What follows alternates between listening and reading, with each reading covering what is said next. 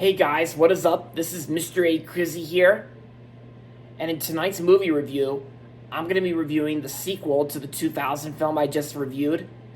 And of course, I also recently just saw it like yesterday with my dad and Uncle Charles and my friend Anthony DePino. And this review is going to be on Gladiator II. Yep, these four are tickets to the movie Gladiator II from yesterday, last night. And yeah. So anyway, Gladiator II is the sequel to the 2000 film from Ridley Scott, and Ridley Scott's back once again to direct a sequel to Gladiator. And this movie takes place like years after the death of Maximus, like after Russell Crowe and Joaquin Phoenix's characters die in the end of the first one. And this movie features a new cast. It features new characters and a new cast. So anyway, years after witnessing the death of Maximus at the hands of his uncle, Lucius must enter the colonialism after the powerful emperors of Rome conquer his home. With rage in his heart and the future of the empire at stake, he looks to find the past. Not past. He looks to past. He looks to the past and find the strength and honor needed to return the glory of Rome to its people. Yeah. And like I said, this movie features a new cast of new characters, and of course you got Denzel Washington and Pedro Pascal. And of course Lucius is also played by Paul Mescal. Yeah, so that's all you need to know, so there you have it. So anyway, like I said, my overall thoughts on the first Gladiator, I think it's an awesome movie and one of Ridley Scott's best movies he worked on. And when I heard that there was a sequel coming out, it had me interested in checking it out after seeing the first one. And yeah, and last night I actually went and saw it with my dad and Uncle Charles and my friend Anthony DePino last night, and we all actually saw this movie through Screen X, which is a type of screen format where they show the movie in a panoramic view across the walls during the action sequences. And after seeing Gladiator 2, I gotta say this was actually a great sequel to Gladiator. Like it's almost as great as the first Gladiator, but still not as good as the first one. But yeah, but you get what I mean. And I also like how this actually involves like a new story, because I like how the story itself is like new, of course, and it's like Ridley Scott's trying his best to direct the film, and he's coming up he comes up with a new story, and of course some of the story people and screenwriters were thinking of a new story to tell that takes place after the events of the first Gladiator.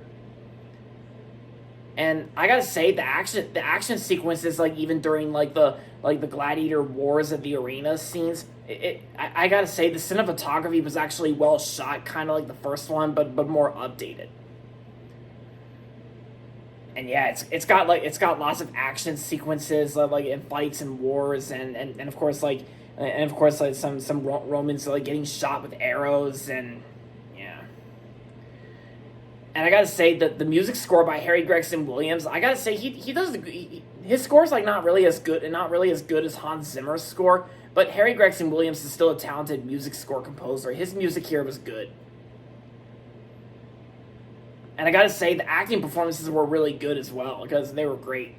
I gotta say Denzel Washington was awesome in the film as like one of the villains of the movie, and Pedro Pascal was also great in this film too.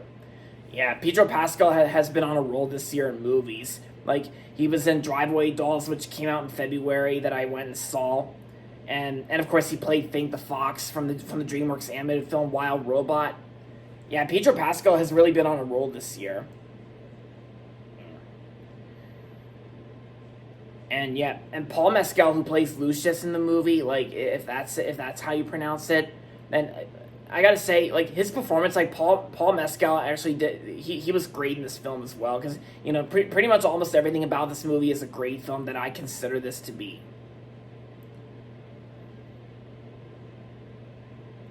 Yeah, and since I went and saw this movie in Screen X, it was definitely worth seeing in Screen X because of how there's so many wars in this film. That it was definitely worth seeing through Screen X, and like how during the act when the action comes up and the walls turn on to make it a panoramic view, it makes it a nice theatrical experience. Yeah, and of course you're gonna get some gore and blood here and there, and yeah. So the best way I can describe Gladiator 2 is a great enough sequel that's not as good as that doesn't hold up as the first Gladiator, but overall Gladiator 2 was a great sequel that I went and saw for Thanksgiving break weekend. So yeah, so I'm gonna give Gladiator 2 4 out of 5 stars. So yeah, if you enjoyed the first Gladiator and if you're interested in checking out this movie, then I say this is a good one to check out for Thanksgiving break. Yeah, because when I went and saw this movie last night, like, yeah, there was like a lot of people in my theater because there was like a lot of people during my screening because I can already tell this movie's gonna make a lot of money. Like, same thing with Wicked, which I actually just saw Wicked, and I'll get to that later. But yeah, so there you have it, guys. So that's going to be it for my movie review on Gladiator 2. And that's going to be it for this video. So make sure to give this video a thumbs up and subscribe to my channel if you haven't yet. And as always, thanks for watching. And until next time, this is Mr. A. Crizzy saying goodbye, everybody, and that's about it.